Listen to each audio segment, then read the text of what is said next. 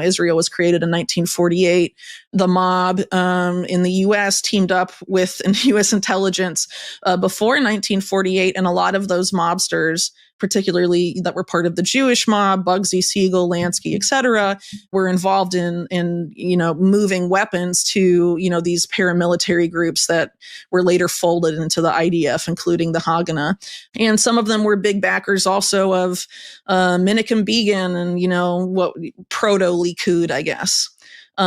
Which is actually interesting because, Lansky developed, basically the reason he was so successful, at least early on, was because he teamed up with aspects of the Italian mafia. So before that, organized crime in the U.S. were sort of in these ethnic silos, Italian, Jewish, Irish, blah, blah, blah, et cetera. And so Lansky— Before they got intersectional? Yeah, so Lansky and his associate, Charles Lucky Luciano, teamed up and sort of broke that silo and became, they basically dominated, right? But basically, they were able to be very successful in doing that, and were able to sort of build this transnational empire together. Luciano was deported to Italy around the time that this, their group teamed up with U.S. intelligence, and then was a point man for stuff going on with the CIA in Europe, Operation Gladio, things like that, where basically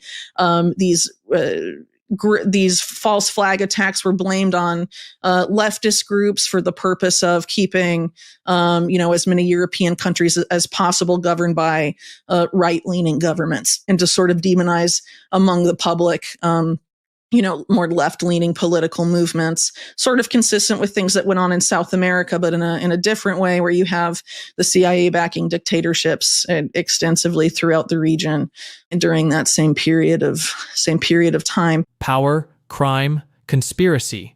The Epstein scandal was never just about sex. It exposed a shadow empire where mobsters, spies, and oligarchs collude. Meyer Lansky armed Zionist militias.